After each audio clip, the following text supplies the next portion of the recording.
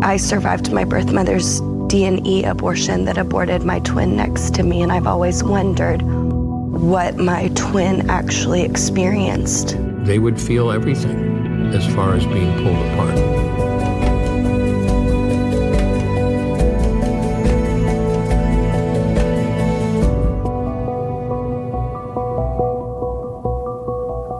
Can you each share briefly how many abortions that you were involved with and the kinds of abortion procedures that you performed?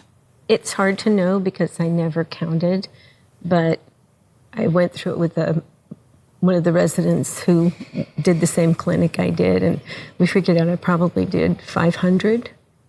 I not only did first trimester abortions, but I went outside my program to learn how to do dismemberment abortions. What were the ages of the dismemberment abortions that you did, the ages of the children?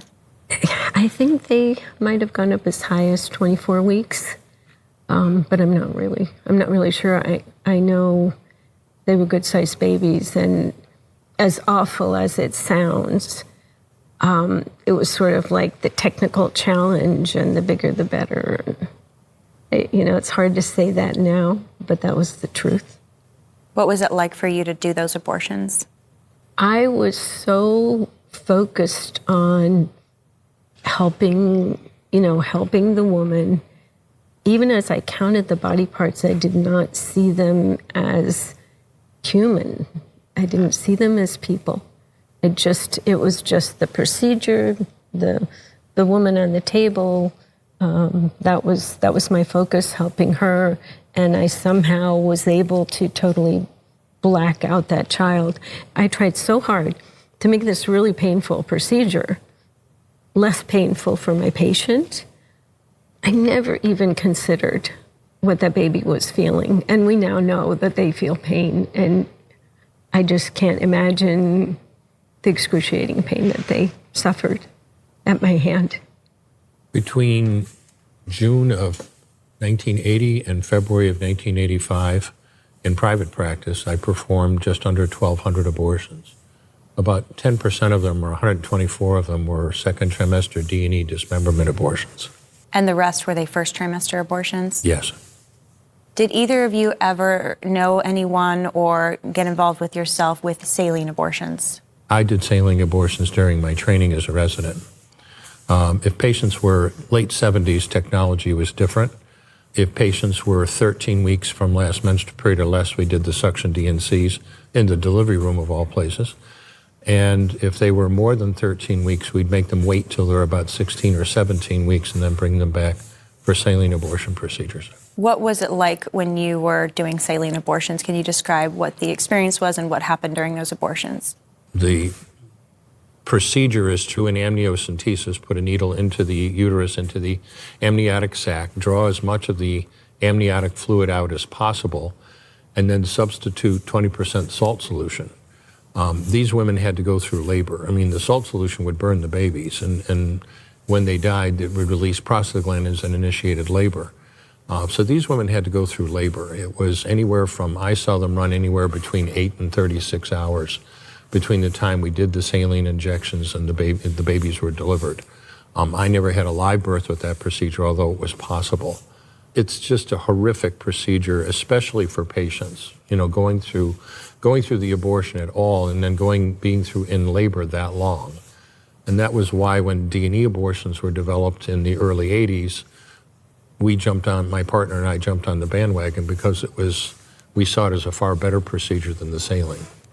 What did the babies look like after a saline abortion, and what were usually the ages of the babies? They were 16 weeks and up, typically up to around, as I recall, maybe 21 or 22 weeks. We could do them later, but that in my hospital needed special approval, so we didn't get very many of those. The babies were intact, they were dead. But you could see where the skin was macerated or burned from the chemicals.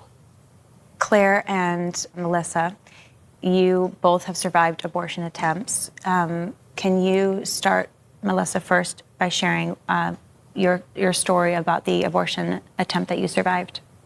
Yeah, as we're talking about saline abortions, that's who I am. So my medical records reflected my birth mother was between 18 and 20 weeks pregnant when a saline infusion abortion was forced upon her against her will, bypassing hospital regulations at that time. But through my medical records, we now know that she was probably more like 31 weeks when that abortion was performed. I soaked in that toxic salt solution. My birth mother experienced that over a 5-day period. And the belief, of course, was that it would successfully end my life. But the fear then became that she was going to lose hers in it because it was taking so long. So on the 5th day of the abortion procedure, I was finally expelled from the womb, delivered at St. Luke's Hospital in Sioux City, Iowa, not because they were intending for me to be born alive and they would provide me medical care, but simply because that's where that late-term abortion was being performed. And the day that I now celebrate as my birthday is the day that I was accidentally born alive. And I think that's one of those things that people in our world take for granted, that it is a privilege for people to have a birthday. It shouldn't be. But what's the difference between the three of you and Claire and I? Why is it the day that we were accidentally born? Claire, what kind of abortion procedure did you survive? My birth mother was taken to have an abortion at 20 weeks, and she had a dismemberment, D&E abortion, and she was told that it was successful, that she could go home and go back to her normal life, but she went home and realized that things weren't right, and she was home for about 4 weeks, went back to the doctor, and they told her that she had been leaking amniotic fluid and that her abortion had been successful on one baby, but that I had survived her D&E abortion. And I was born just a few weeks later. I was born 10 weeks premature. I weighed 3 pounds. I had a dislocated hip and I had club feet. And she had a dry birth, and so she was told that those complications were due to that and due to the abortion. Claire, what is it like hearing Dr. Altman and Dr. Levatino, both of them having been involved with D&E abortions? What is that like hearing about that? It's hard. I mean, it's hard for me to hear that the humanity of my twin was not recognized as you pieced babies' bodies back together. Because I know, like you said, at 20 weeks, that my twin must have felt something. And I mean, it makes me wonder. I've always wanted to ask a former abortionist, like, what would my birth mother have experienced during her abortion that successfully aborted my twin? Because she said it was incredibly painful and incredibly hard. A lot of pain. It's, you know, there's no anesthesia to the, unless you're under general, there's no real anesthesia to the body of the uterus, just the cervix. And you're going in and out and pushing and pulling, and they're cramping, and you know, it's very painful. Yeah, a little different in my experience. We would do suction DNCs up to 10 weeks in the office, but beyond that, we would be in a hospital. That was at the time. I know that's not the way it's usually done now. I think it's insane not having a patient be in a proper environment because complications can occur with D&E abortions. So my patients were anesthetized doing D&E abortions, and they would not have gone through that. On the other hand, I always tell my medical students a story about doing a D&E, and this is why I know these are done in freestanding clinics, and I personally can't picture it. I had the experience of doing an 18-week D&E, and you know, you're using the instruments to pull out arms and legs, but instead of arms and legs, I got the lady's intestines in my clamp. The uterus had been perforated, the intestine got grabbed and pulled all the way through the uterus to the outside. But I've got my patient, and this is why we did it in a hospital as a safety measure. This patient is in a sterile environment, anesthetized, get a surgeon, fix the bowel, complete the abortion, and she did okay. So I can't even picture doing it outside of a hospital environment, personally. We were in an office doing those. I never had any of those complications, but when I was on call later, after stopping abortions, we had a woman come into the emergency room with her bowel hanging from her vagina. They were concerned that she wouldn't live. Did either of you ever have an incomplete abortion, to your knowledge? Yes. Certainly in my training I did. I'm trying to think of all the abortions I did once I was an attending. I have to imagine I had a handful, but not very many if I did, because I was getting very good at it at that point. But definitely, certainly in my training I did. What happened in that training experience with the incomplete abortion? In the particular one I'm thinking of, I had done a suction DNC on a patient, and everything seemed to be fine. And a day or two later, I got a call from the chairman of the department telling me that this woman was sitting home watching TV when she literally dropped out of her baby's arm on the couch or something, and obviously had a pretty severe reaction to that. And we brought her in and completed the abortion. Melissa, you endured a saline abortion. Dr. Levatino, early on in his practice, was involved with saline abortions. Do you have any questions for Dr. Levatino? One of the commentaries I hear often from survivors and women that we serve at the Abortion Survivors Network is that they aren't provided a proper exam. And I know in my birth mother's experience, that's what she experienced as well. The abortionist did not provide an adequate exam to know how far along she truly was. So I'm curious, Dr. Levatino, what your feedback to my abortionist would be. I'm listening to your abortion story about your mom was projected to be, what, 18 or 19 weeks pregnant, and she was actually 31. And this is a medical term that is not complimentary. What kind of barber doesn't know the difference between a 19-week and a 31-week pregnancy? I can't even imagine that. And again, I teach medical students, and I try to impress on them several things. First, they are not agents of the state. The other thing, too, is that it is incredibly important to understand exactly what the gestational age of your patient is before you start an abortion procedure. And again, we weren't running a freestanding abortion clinic. This was my office. And it's different in that case. If you want to have your baby, that's great. If you want to have an abortion, that's fine. We knew that it was so important never to be caught in a situation where you had a gestational age that you didn't know for sure. We did ultrasounds on every single one of our abortion patients. And we had an ultrasound machine in the office. We did not charge them for those ultrasounds. That was part of our evaluation, make sure we never got in that situation. And it troubles me now when I hear about, this is a little more far afield, but I've got to say it. I mean, I hear now about medical abortion or chemical abortion being done with internet websites where your contact with the patient is limited to either a video chat or text. How in the name of anyone can you determine gestational age by just talking to somebody? She'll give you her last menstrual period if she knows it. But you cannot adequately determine gestational age on video chat. You cannot tell if a patient may be carrying an ectopic pregnancy on a video chat. This is dangerous, and this is being promoted. If you would have been my abortionist and you knew that my birth mom was 31 weeks instead of 18 to 20, what would you have done? We're going to have a delivery. We did D&E abortions up to 24 weeks. If she was 31 weeks pregnant, I'd say, ma'am, it turns out you're actually 31 weeks pregnant, and we're going to see you for your prenatal care. And then we would talk to her in terms of, now, if you don't wish to raise a child, we can help you with adopting that child. This is what I say, this is the difference between working in an abortion clinic and an office.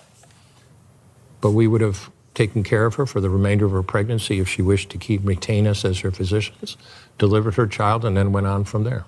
Basically, you would have been talking about an induction or a partial birth abortion, which they weren't doing at those times, DNX. It's funny, even when I was actively doing abortions, when I heard about the DNX procedure, I thought, why aren't they arrested for murder? You know, it was beyond my comprehension. Even though I totally believed in abortion and did them myself, I could not understand why they were not arrested for that procedure. If I treated a dog the way I treated unborn fetuses and embryos in abortions, that would be animal abuse. Can you imagine the outcry if people heard that puppies were being ripped limb from limb with no anesthesia? People wouldn't condone it, they'd be outraged. You shared a little bit, Dr. Altman, but what would you be doing to the dog that would be illegal that you could have done or you did do to the... Dismemberment, as she said, literally tearing off arms and legs.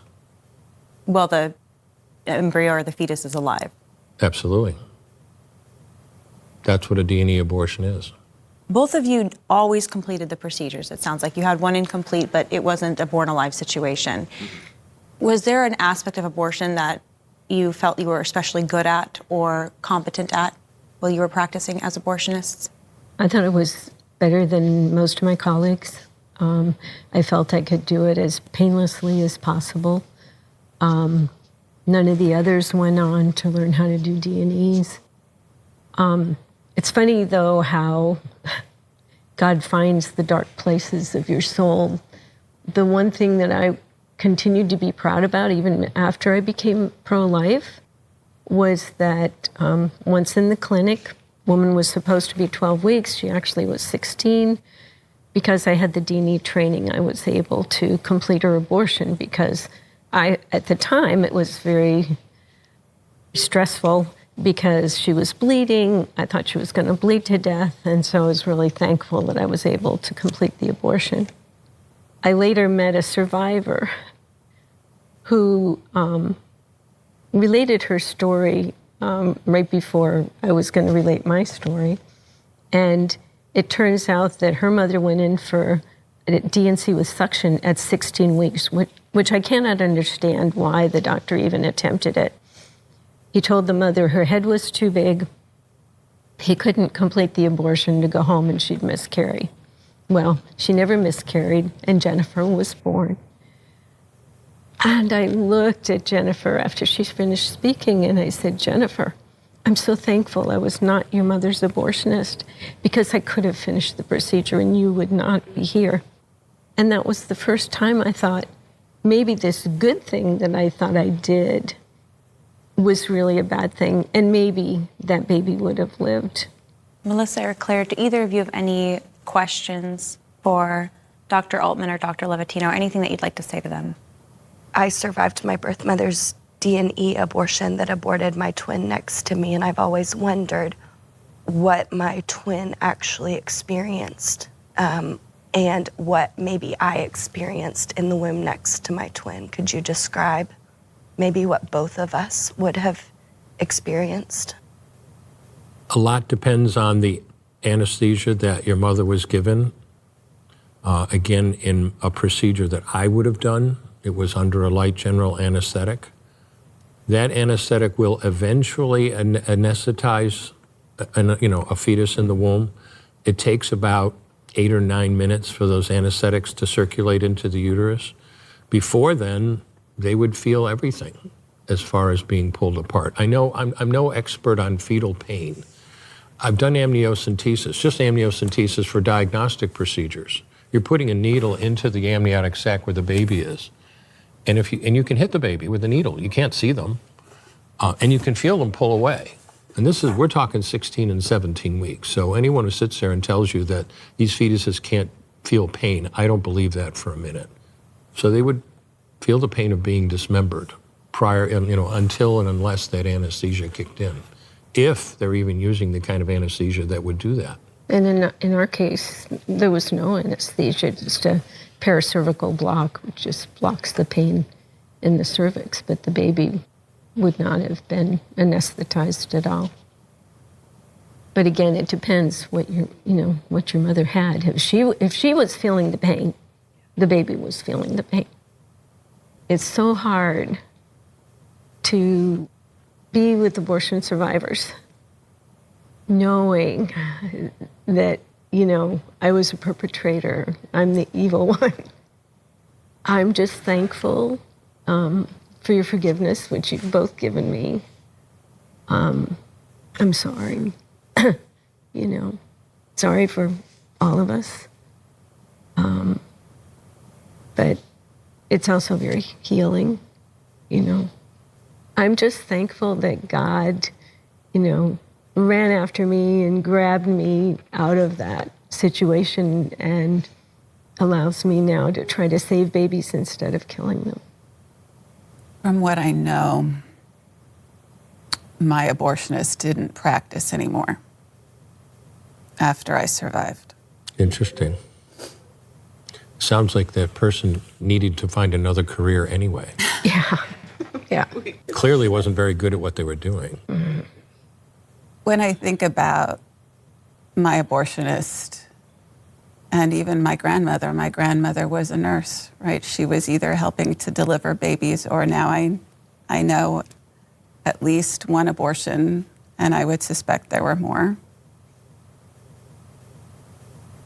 But when I think about the final days of his life, I've always wondered if he ever thought of me. And I don't know that you can answer that. I can only speak for myself. Yeah, I think about them.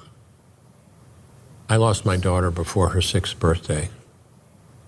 My brother Mark was my closest friend in the world. He died of cancer 12 years ago. And I believe, certainly I want to believe, but I do believe that when my time comes, the two of them are going to be there. I'll know it's time because they're going to be there. I believe that.